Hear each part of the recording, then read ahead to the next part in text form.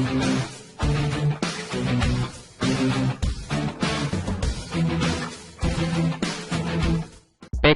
senyum-senyum melihat Nasdem dan Demokrat rebutan cakar-cakaran.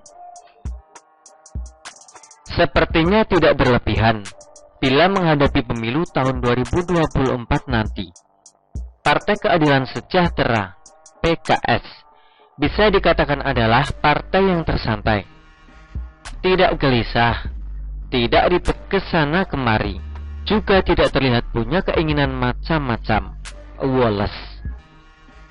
Lihat P3 dan PAN yang sibuk mencari selamat agar tidak kehilangan tiket parliamentary threshold. Selain itu, terkhusus untuk P3, mereka juga terancam perpecahan lagi. Lihat juga PKB yang begitu ngotot agar Caimin aka Gus Muhaimin dapat menjadi calon wakil presiden mendampingi Prabowo yang sebagai capresnya. Sementara PKS cukup enteng menghadapi Partai Nasdem dan Partai Demokrat yang gontok-gontokan sendiri. Seperti diketahui bersama, kedua partai politik itu, PKS direncanakan membentuk kerjasama yang akan disebut sebagai koalisi perubahan. Seperti diketahui lagi, Partai Nasdem telah mencapreskan Anies dan menyerahkan urusan pemilihan calon wakil presiden kepada mantan Mendikbud itu. Sementara Partai Demokrat jelas punya keinginannya sendiri, yaitu agar Agus Harimurti Yudhoyono AHY lah yang bisa diusung sebagai calon wakil presiden. Beberapa hal memang bisa dijadikan alasan kenapa kemudian PKS terlihat santai menghadapi pemilu serentak tahun 2024 nanti itu. Mereka agaknya sudah punya opsi rencananya sendiri. Mereka sudah siap lahir batin. Penerimaan terhadap Anies Baswedan telah membuat mereka menguat. Untuk sementara mereka menikmati simpati atas dicapreskannya mantan Mendikbud itu oleh Partai Nasdem. Bahkan ketika dalam berbagai kegiatan Anies, nama PKS sama sekali tidak disebut.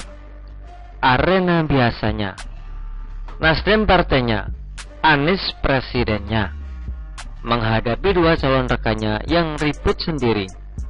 PKS memang terlihat tidak ingin terlibat dalam keriuhan itu. Mereka cukup pasif menyikapinya. Memang mereka terkesan kukuh dengan keinginannya agar Aher bisa menjadi pendamping Anies Baswedan.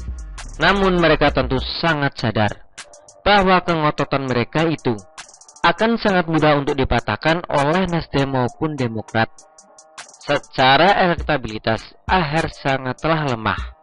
Jadi sikap santai PKS ini bisa dimengerti bahwa mereka sedang menjaga daya tawarnya. PKS sadar dan pintar menjaga posisinya, bahwa sebenarnya mereka adalah kunci. Mereka menjadi penentu terbentuk atau tidaknya koalisi perubahan nanti. Tanpa PKS, Nasdem dan Demokrat tidak akan bisa berbuat apa-apa. Bila koalisinya gagal terbentuk, pencapresan Anies hanya akan jadi humor abad ini. Sementara keinginan AHY untuk menjadi cawapres pun akan hilang kesempatannya. Terakhir, PKS juga agaknya sudah punya exit plan bila komunikasi antar mereka kandas. Masih ada Gerindra dan Prabowo yang sudah punya pengalaman kerjasama sebelumnya. Tinggal nego ulang saja. Begitulah kura-kura. Artikel ini diambil oleh siwo.com dan ditulis oleh Eko Wibowo. Bagaimana menurut Anda?